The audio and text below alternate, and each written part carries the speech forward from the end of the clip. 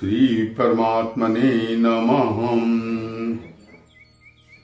दिनांक 9 तारीख से वासंतिक नवरात्रि का आरंभ हो रहा है। यह शुभ समय ऐसे में आता है जब ऋतुओं का संधि काल होता है, और जब ऋतुओं की संधि काल होती है तो नाना प्रकार के रोग व्याधियां दौड़ जाती हैं।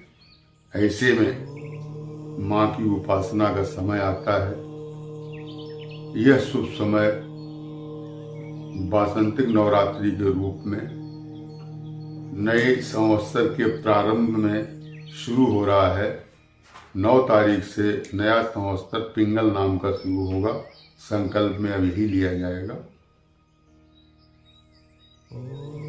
दुर्गा जी के पूजा में सबसे अहम सवाल कलश स्थापना की होती है।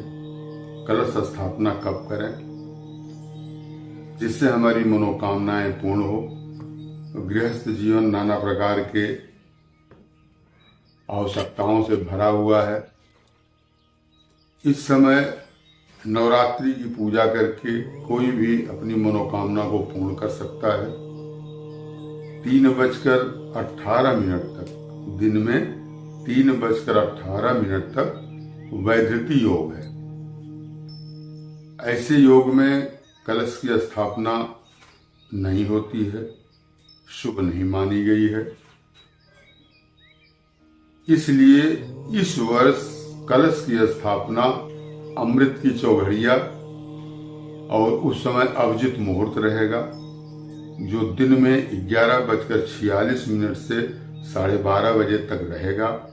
इसके बीच में आप 11:46 से कलश स्थापना या घट स्थापना कह सकते हैं शुरू कर दीजिए और माँ की आराधना शुरू करिए। कारण यह समय ऐसा है जो आपको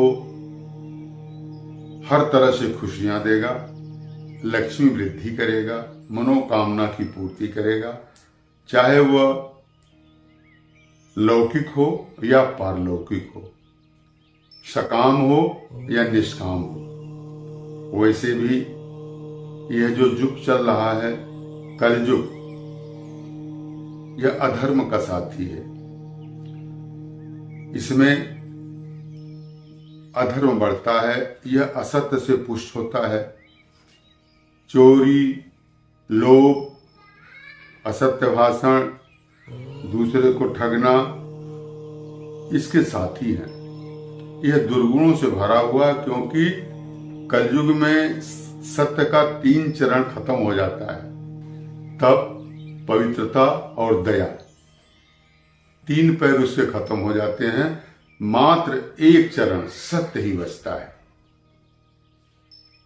एक सत्य इन तमाम लोगों से अकेले लड़ता है। उसकी वृद्धि करने के लिए हमारे पुराण पुरुषों ने, ऋषियों ने, मनीषियों ने साल में अनेक त्योहारों को बनाया है, जिसमें साधना करके आप अपने दुर्गुण को दूर कर सकते हैं, सत्य को सहारा दे सकते हैं, जिससे आपके अंदर सद्गुण आवे। सद्गुण आएगा, वही सुख का आधार है। ऐसे में नवरात्रि आई। नवरात्रि एक ऐसी साधना है जो भोग भी देती है और मोक्ष भी देती है। नाना प्रकार के सुगंधित फूल और तमाम व्यंजनों के साथ साथ वस्त्र आभूषण इत्यादि के साथ साथ यह भी जरूरी है कि आप अच्छे कर्मों का फूल माता के चरणों में चढ़ाएं। कर्म में सुधार बहुत जरूरी है। मैं एक उदाहरण दे रहा हूं कि दुर्गा सप्तशती में भोग और मोक्ष कैसे मिलता है। राजा सूरत और समाधि नामक 2 व्यक्ति माँ की उपासना के लिए जंगल में जाते हैं, घोर तपस्या करते हैं। मेधा ऋषि का सत्संग होता है, क्योंकि प्रभु की प्राप्ति में गुरु बहुत आवश्यक है। बिना सद्गुरु के प्रभु के प्राप्ति का रास्ता सुगम नहीं हो सकता। जिसको भी प्रभु का दर्शन हुआ, प्रभु का आभास हुआ, दिव्य शक्तियां आई, वे सदगुरु के माध्यम से ही आई। मेधा ऋषि मिलते हैं, उन्हें नियम बताते हैं। अंत में देवी प्रकट होकर के राजा सूरत को भोग देती हैं, उनका राज्य वापस करती हैं और समाधि को जो है मोक्ष देती, उसको मोक्ष की आशा थी। तो यह दुर्गा सप्तशती दोनों देने वाली है। और इस मुहूर्त में आप दुर्गा सप्तशती का पाठ करके, माँ की पूजा करके, माँ की आराधना करके विनम्र भाव से सब कुछ माता के चरणों में अर्पण करिए। सबसे पहले तो जरूरी है आप अपने मन को दीजिए, अपना मन माँ के चरणों में दीजिए। जिस समय तक आप पूजा करते हैं आपका मन माँ के चरणों में रहे। विनम्र भाव से आप माँ के चरणों में बैठिए, माँ की प्रार्थना करिए, स्तुति करिए, अर्चना करिए, नाना प्रकार के द्रव्यों से पूजा करिए, नए नए वस्त्र दीजिए, आभूषण दीजिए, नाना प्रकार की भोग लगाइए। क्योंकि जब माँ खाती हैं यानी वह परमात्मा माँ के भी रूप में है, पिता के रूप में भी है, भाई के रूप में भी है, हर रूप में वही है। वहां लिंग का भेद नहीं है। जब आप परमात्मा को भोग लगाते हैं माता के रूप में, उस समय पूरी सृष्टि तृप्त हो जाती है। आप अकेले माँ को नहीं खिला रहे, पूरी सृष्टि को खिलाने का फल आपको मिलता है। आप जो भी खिलाते हैं, चाहे फल फ्रूट है, मिष्ठान है, चाहे अन्न है, अन्न से बना हुआ पकवान, उसे माँ ने जब उसको ग्रहण किया, माँ ने प्रसाद लिया, तो पूरी सृष्टि को आपने खिला दिया। तो इससे बहुत बड़ा पुण्य होता है।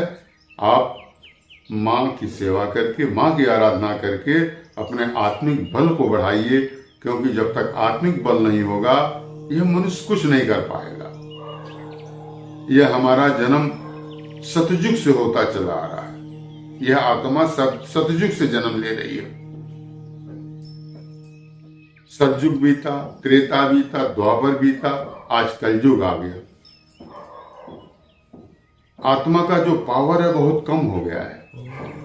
आत्मा का पावर तप से मिलेगा, पवित्रता से मिलेगा। आप हर पूर्ण तिथियों पे, वैसे तो हर समय प्रभु की उपासना का नियम है, ये नहीं कि आप पूर्ण तिथियों पर ही करिए।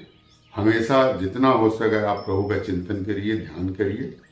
तो आप जो है अपने शक्ति को अर्जित कीजिए। बिना शक्ति अर्जित किए कुछ नहीं हो सकता। दुर्गा सप्तशती में यही माँ ने बताया है कि जब देवता लोग दैत्यों से हार जाते हैं तो समस्त देवताओं के शरीर से एक तेज निकलता है और वह तेज एक देवी का रूप लेता है, शक्ति का रूप लेता है।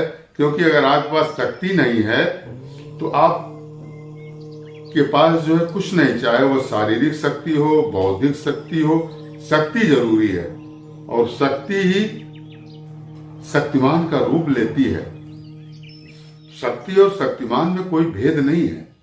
जो शक्ति है वही शक्तिमान है, जो शक्तिमान है वही शक्ति है। ब्रह्म तत्व एक है, चाहे जिस रूप में आप उसकी आराधना करिए।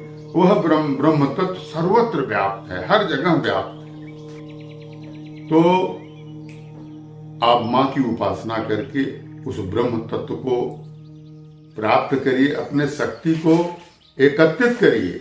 जब समस्त देवताओं की शक्ति एक जगह इकट्ठा हुई तो वह संग शक्ति हुई। तो आप अपने सोई हुई शक्ति को जागृत करिए। ये आत्मा जो माया के पर्दे से ढक गया है उसको आप जगाइए, आराधना करिए, माँ के चरणों में मस्तक डालिए, विनती करिए, माँ का जाप करिए, दुर्गा सप्तशती का पाठ करिए। इससे आपकी सोई हुई शक्ति जागृत होगी, आपके अंदर विवेक पैदा होगा, सत्कर्म करने की इच्छा होगी, धर्म बढ़ेगा।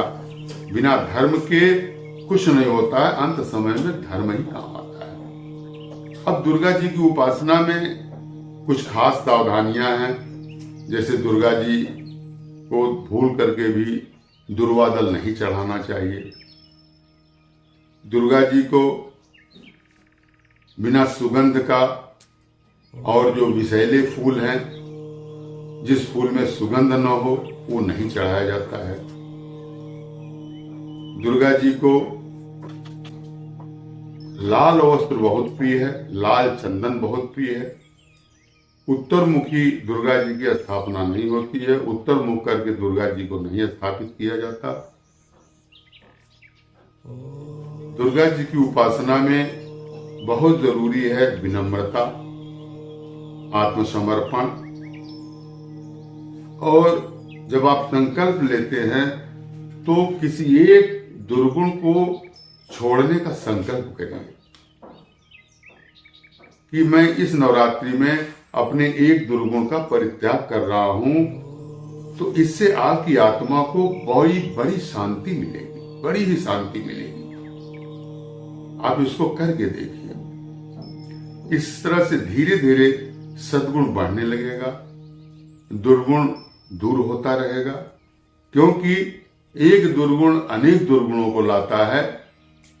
इसलिए जैसे पानी का स्वभाव है वह नीचे की तरफ जाता है, उसको ऊपर करने के लिए यंत्र की जरूरत होती है। आपने यंत्र लगाया, पानी को चाहे जितना ऊपर चढ़ा दीजिए। उसी तरह से इस मन को साधने के लिए साधना की जरूरत होती है। आप साधना करेंगे तो मन सधेगा, मन ऊर्ध्वगामी होगा।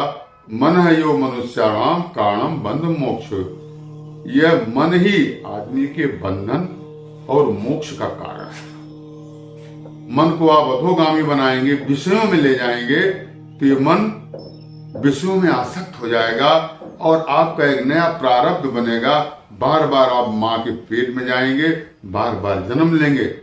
पुनरभ जन्मम पुनरभ मरणम, बार बार जन्म लेंगे, बार बार मरेंगे। यही क्रम चलता है। तो इसको ऊर्ध्वगामी बनाइए। ऊर्ध्वगामी कैसे होगा? प्रभु के चिंतन से। प्रभु के यहाँ कुछ समय दीजिए। आप ज्यादा से ज्यादा प्रभु का चिंतन करिए, प्रभु के नाम का स्मरण करिए। उस नाम में इतनी शक्ति है, प्रभु के किसी नाम का स्मरण करिए और अपना कल्याण करिए। इसके लिए दुर्गा जी की आराधना करिए। दुर्गा वो शक्ति है जिसके आने से दुर्गुण भाग जाते हैं, दुर्गुण समीप नहीं आते। आप में अच्छी आदतें आ जाएंगी, शक्ति आएगी। आप इस नवरात्रि का भरपूर फायदा उठाइए और अपने जीवन को धन्य करिए।